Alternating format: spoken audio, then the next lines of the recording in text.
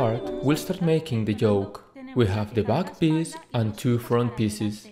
Look, I have the interfacing just on the center front,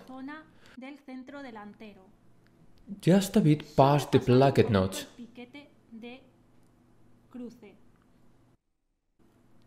And then I have two facings to finish that center. We'll cut these pieces in a cotton fabric too, and they'll act both as interfacing and lining. For the front, the interfacing piece will only get to the center front notch. Cut the same piece, but remove that part. We'll now sew the outer pieces, the purple ones, right to right by the shoulders, and the same for the interfacing fabric. Press the seams open.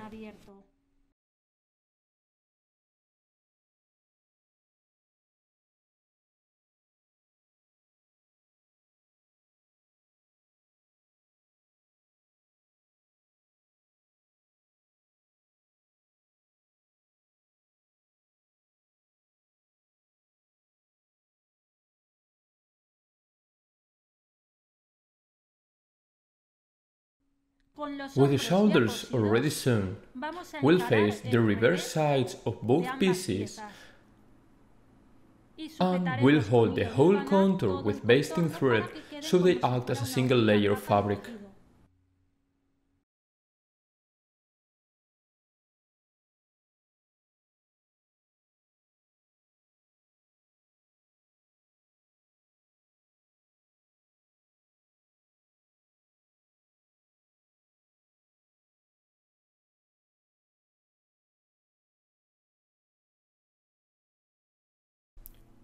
We'll now make the collar. Optionally, you can add a binding, a decorative corded binding along the neckline contour. If you want to make this binding, in the pattern you'll find a long strip pattern that's about 3 cm wide you can use as a base to bind the cord.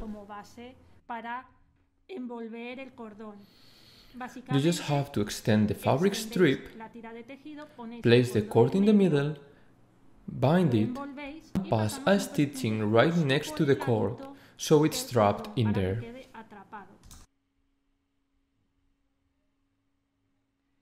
The collar pieces have to be cut to the bias, and it's advisable to interface them with an interfacing that has some stretch so it doesn't lose the characteristics of this kind of cut.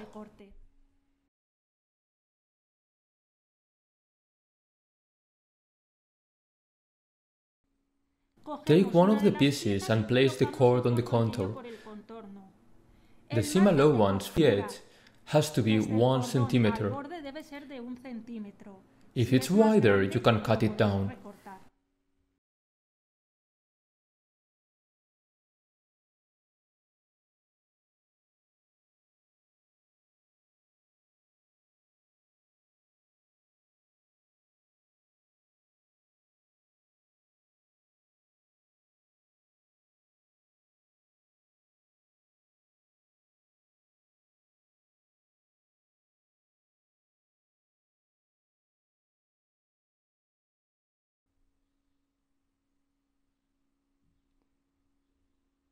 The cord will remain on the inside and we'll adapt it to the contour. We can make half centimeter notches in the most carved areas for it to adapt better to the shape. Pass a stitching on top of the one we made on the cord, so we'll sew the binding tape to the neckline.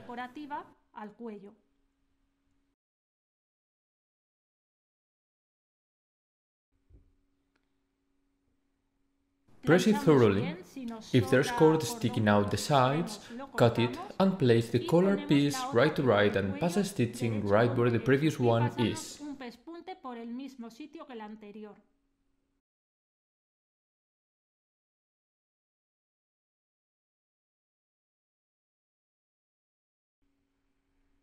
Once the stitching is done, we can notch the carved areas and we can even remove part of the seam allowance in the narrowest curves.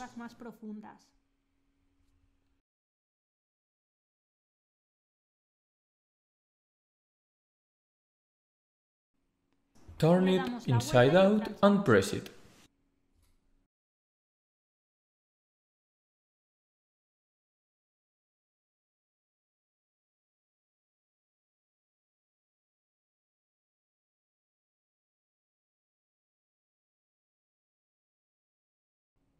We'll now shape the collar a bit.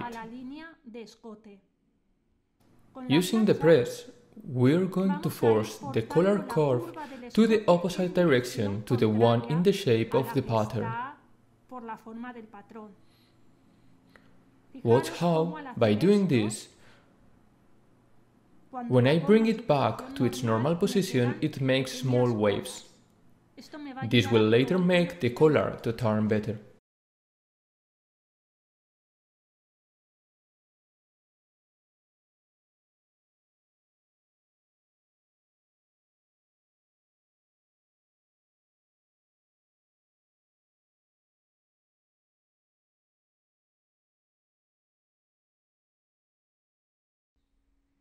The next step is sewing the collar to the body neckline. We have a notch on the front marking where the collar starts.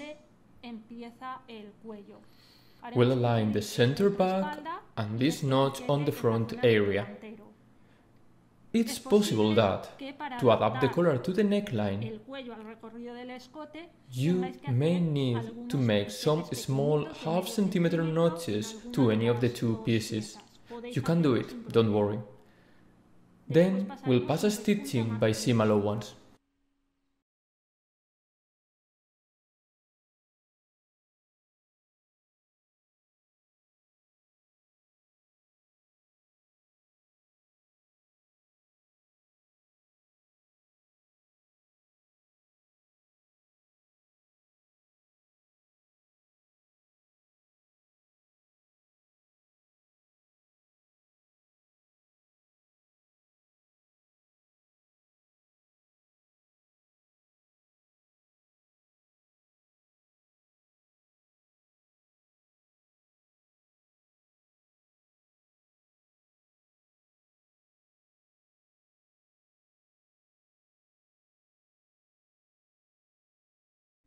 Now we'll finish the center front area and we're adding on the contours from where the neckline ends a decorative tape to the cord, following the same process we used for the collar one.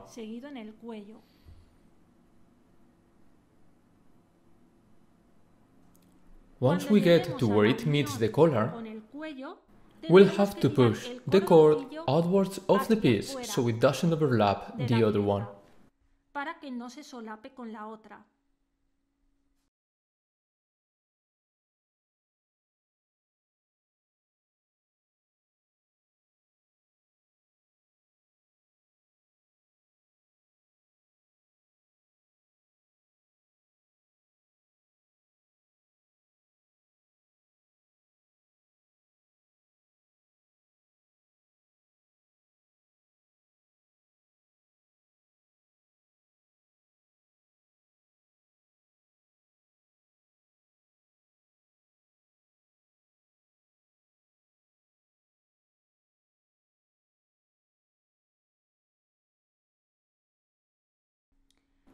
Press it, take the facing and place it right to right. The facing will go around the seam allowance contour and will get to cover part of the collar seam.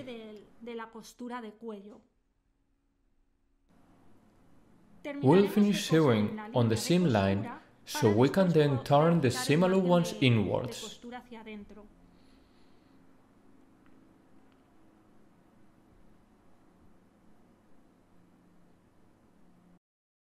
Turn it and press it.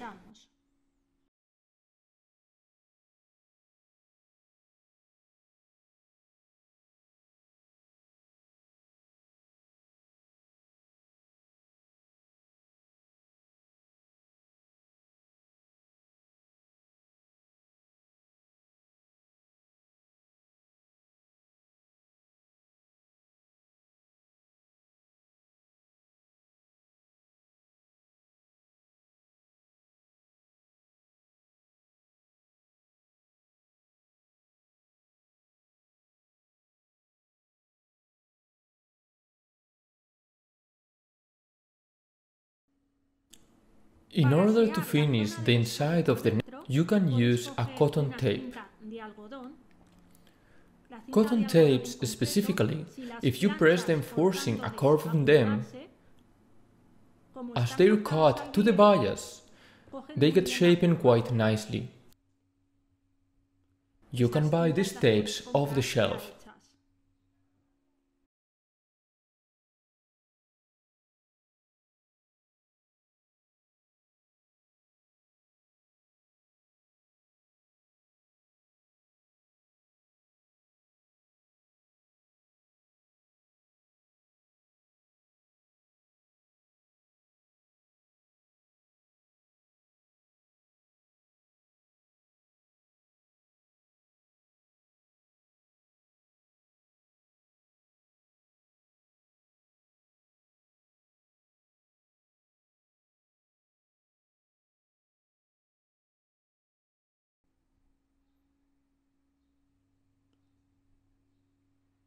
We'll place the tape on top of the seam, covering it. If the seam allowance is too wide, you can make it narrower.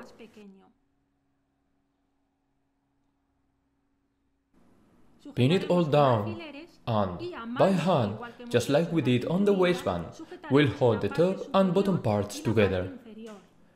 As we have this second fabric layer, acting as a lining and interfacing, when sewing the tape, we'll only sew it to this white fabric layer, so that from the outside no stitching will be visible.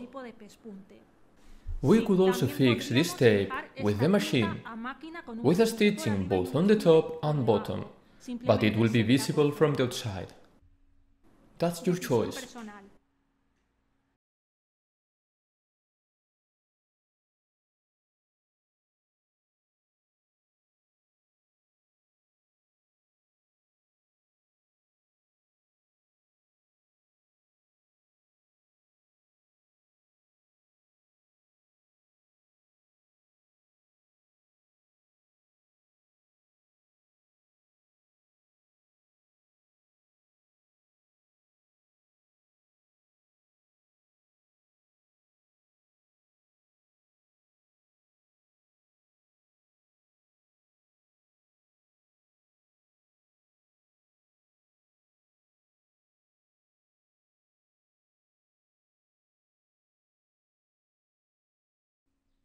We'll leave the center front like that for now. Grab the dress back. We have the center front reference line marked, and using the same 3 cm wide tape we've used for making the decorative cord for the collar, we'll finish a small opening we're doing here on the body center front.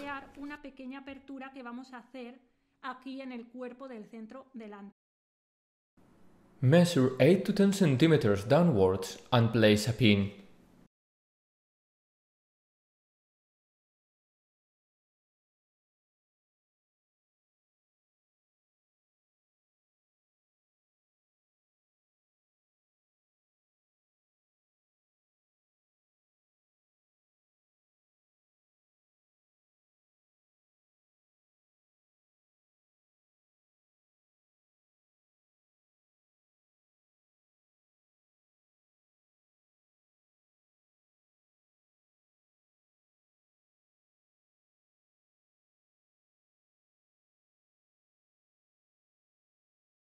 Cut down to the pin, and we're going to finish this part in the same way we did on the back, using that fabric strip.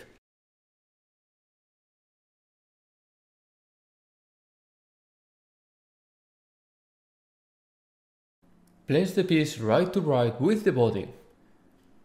Get down to the corner and go up the other side, holding it all with pins. Pass a stitching 0.5 cm from the edge.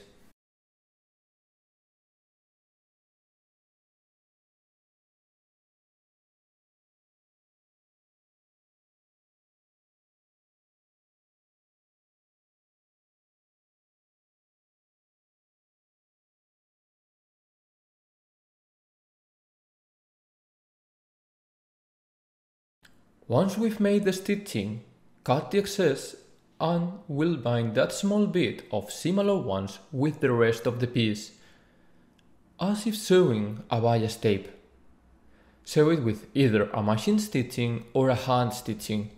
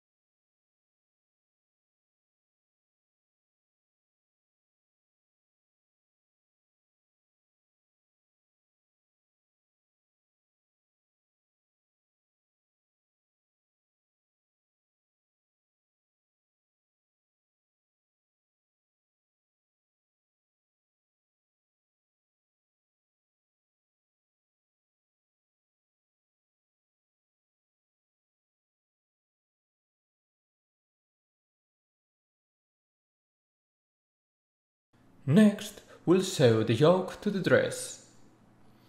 We'll start with the back, which is a straight line so it's easier. Fit the gathers on the body to the length of the yoke. On the fastener, we have to have one side mounted on top of the other.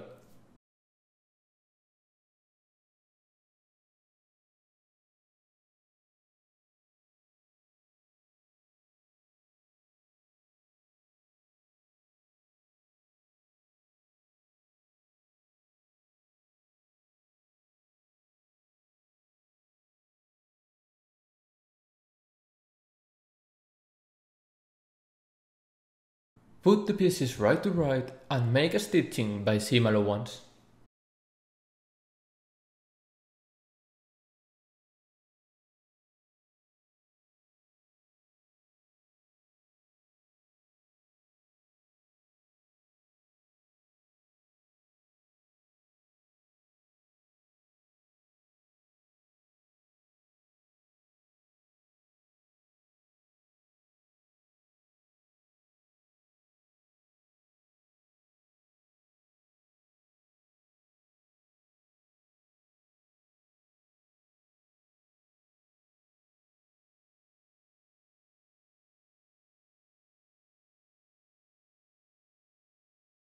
The seam allowance will be pressed upwards, towards the yoke.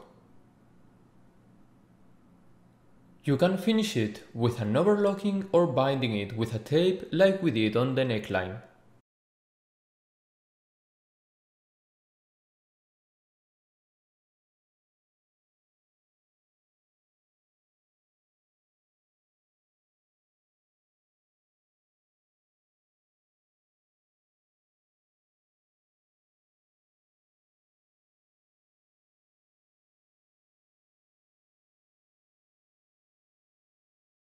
Let's move to the front. We'll sew the right and left sides separately. Gather the front of the dress so it fits the length of the yoke.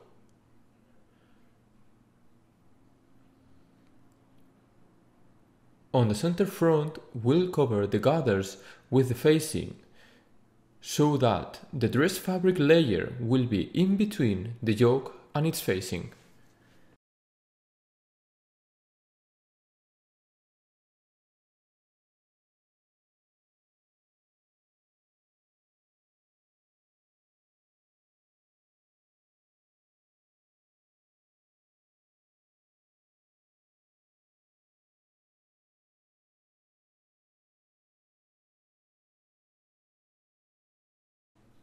Make a stitching by seam allowance and turn the facing.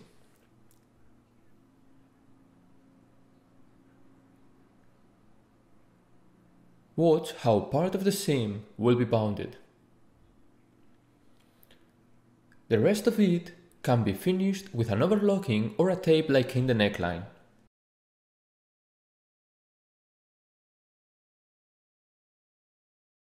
Remove all the bastings.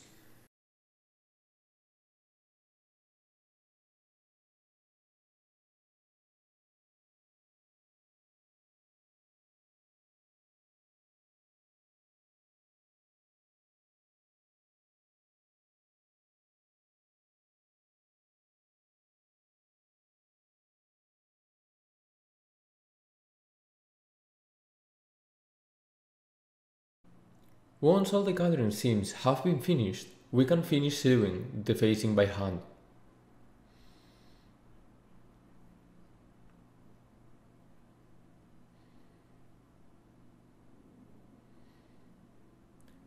Just like before, you can make a machine stitching, but it would be visible from the right of the fabric.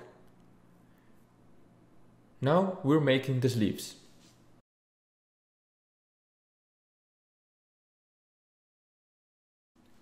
The sleeve has two pieces. The outer sleeve is the one that has all the gathers, and the inner piece, which you can cut in a cotton fabric like the one used for the body or in a lining fabric, whatever you like.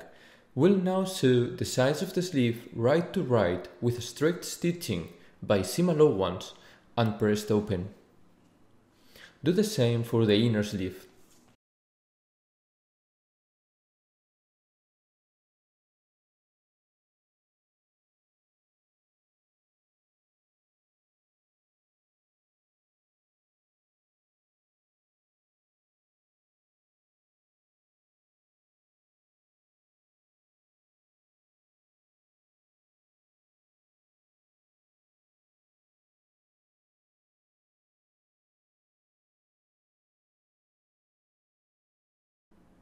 Gather all the bottom of the purple sleeve so it fits the contour of the white sleeve.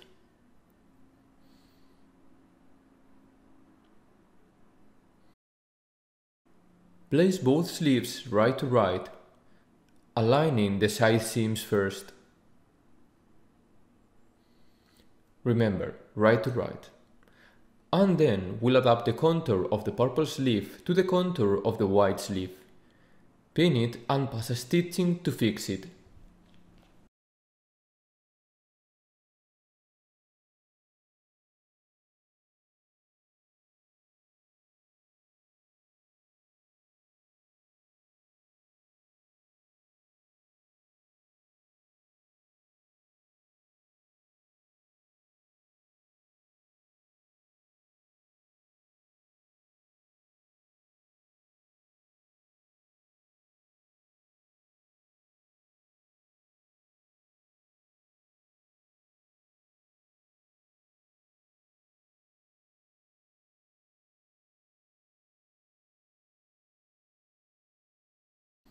Turn it inside out and pass the white sleeve through the purple one.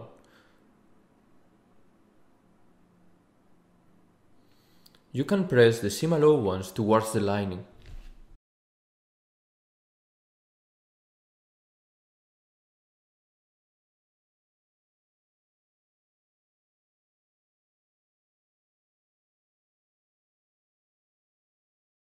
Next, we're gathering the top area of the purple sleeve's sleeve head. From the front armhole notch to the back armhole notch.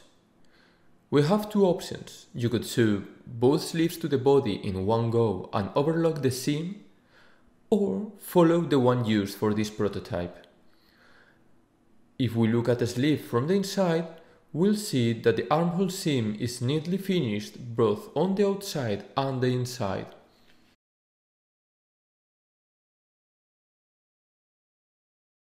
For that, when sewing the sleeve to the dress, we'll only sew the purple piece. Place the sleeve right to right with the armhole. Align the side seams. Then we'll turn the dress inside out so we can work from the inside to make it easier. And we'll align the back and front armhole notches. We'll also place a pin on the shoulder notch. And you'll notice we'll have to gather all the top of the sleeve head for it to adapt the armhole of the body. My advice is to place all the gathers on the upper area, around the shoulder notch. You could distribute it throughout the whole length of the sleeve head, but it looks better if it's gathered only on the shoulder.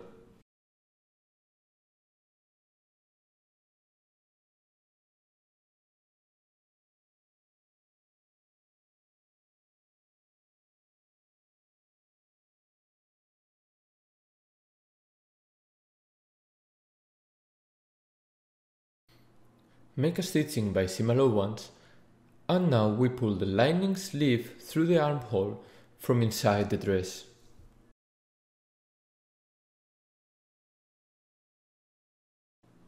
The only thing we have to do is turning the seam allowance inwards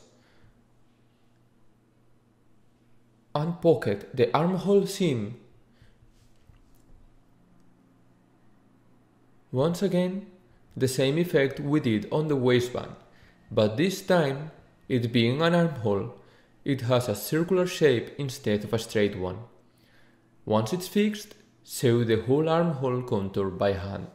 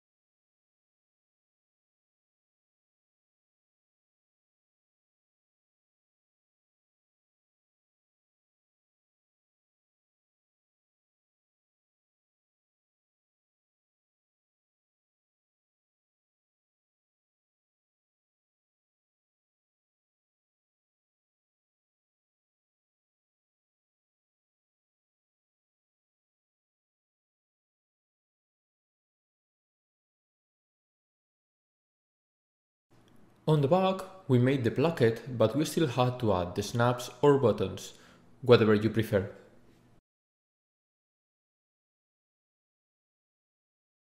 The first snap will be placed on the waistline, in the center. From there, we'll measure the length down to about 2 cm from the bottom seam line, where we'll place another snap. In the middle point between these two, we'll place the third one, and upwards the distance between the previous snaps, and we'll have space for a couple more. These snaps are quite large. If you're using smaller ones, you can place them closer together, so they fix the placket properly. Settle that on the upper area, where the placket folds inwards. For it not to keep folding out, we can fix it to the waistband with a couple hand stitches. Make small stitch on the bottom area of the waistband and another stitch on the upper area.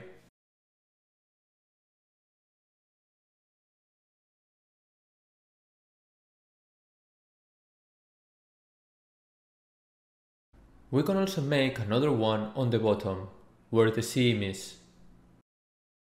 A small stitch will be visible from the right of the fabric, but it won't be noticeable if a thread of the same color is used. We just have a pretty simple step left, which is adding a hook and eye on the center front opening.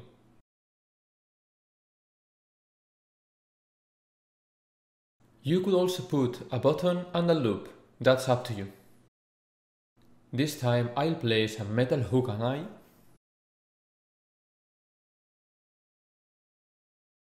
Don't place it right beneath the seam, but leave a finger breadth gap.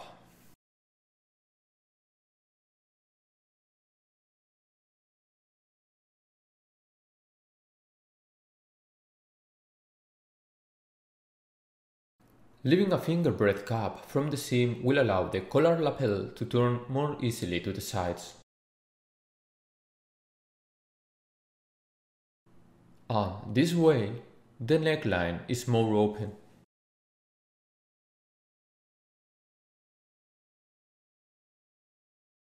And up to here, the sewing of the Winnie dress. If you liked it, see you again in other pattern videos.